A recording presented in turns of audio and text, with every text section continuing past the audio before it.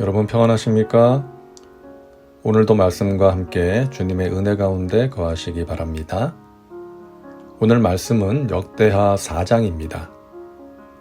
말씀 개요입니다. 1절부터 6절은 성전 마당에 있는 기구들을 만드는 내용이고 7절부터 22절은 성전 안에 있는 기구들을 만드는 내용입니다. 말씀 묵상입니다. 오늘 말씀 역대하 4장은 성전에서 사용되는 각종 성물들, 기구들을 만든 내용인데요. 1절부터 6절까지는 성전 마당에 있던 기구들에 대해서 일목요연하게 기록하고 있습니다. 이 기구들이 상징하는 의미가 있습니다. 성전 마당에 들어서면 가장 먼저 접하게 되는 놋단은 제물을 태워서 하나님께 올리는 장소였는데요. 죄사함을 받기 위해 짐승을 잡아서 제물로 드렸죠. 이것은 이 땅에 속죄 제물로 오신 예수님을 생각하게 합니다. 예수님께서 이 땅에 오셔서 십자가에서 희생 제물이 되어 돌아가심으로 그분을 믿는 모든 사람들이 구원을 받게 된 것이죠. 이스라엘 백성들은 매번 짐승을 잡아 제물을 드려 죄사함을 받아야 했지만 예수님께서는 십자가에서 단번에 온 인류의 죄를 속죄하신 것입니다. 그리고 놋땅과 성전 사이에 놋바다가 있었습니다. 이 바다는 물을 담아놓는 거대한 그릇인데요. 제사장이 성전에서 봉사하기 전에 씻기 위해 만든 것이었죠. 하나님께 나아가는 자들, 그리고 봉사하는 자들이 깨끗한 모습으로 하나님께 나가야 한다는 의미입니다. 그래서 이 놋바다는 예수님의 보혈로 우리 죄를 씻어내는 것을 상징합니다. 제사장이 이곳에서 깨끗이 자신을 씻은 것처럼 오늘날 성도들도 죄로 오염된 마음을 예수님의 보혈로 씻어 정결케 되어야 한다는 것이죠.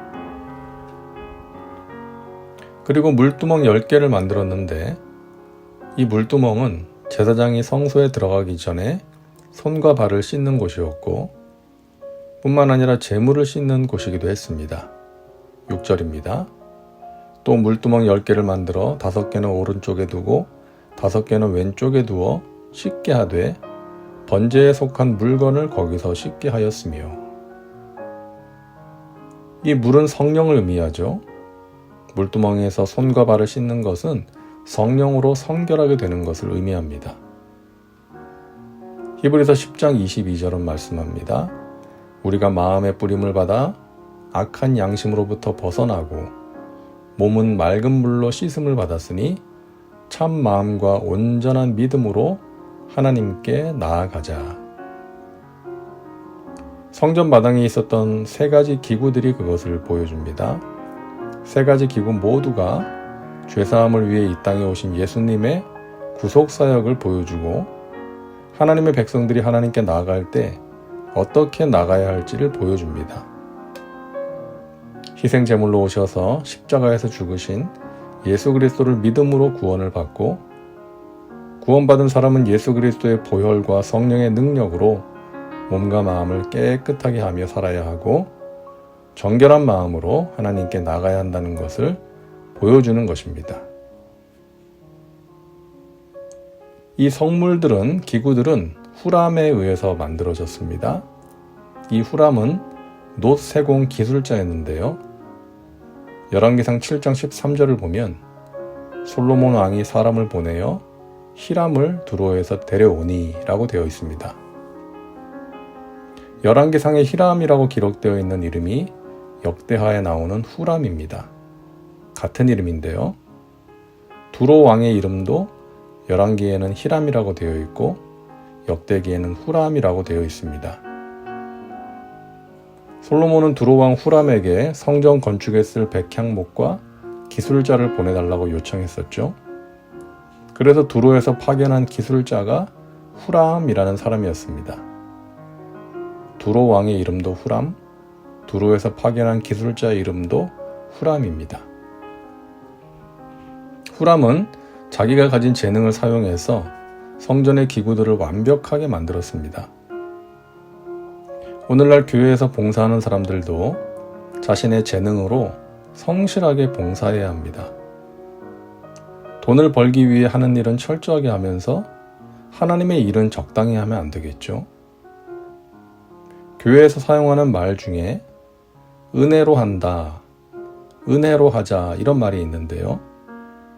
적당히 하자, 잘못해도 그냥 대충 넘어가자 이런 의미로 사용된다면 그것은 잘못된 것입니다.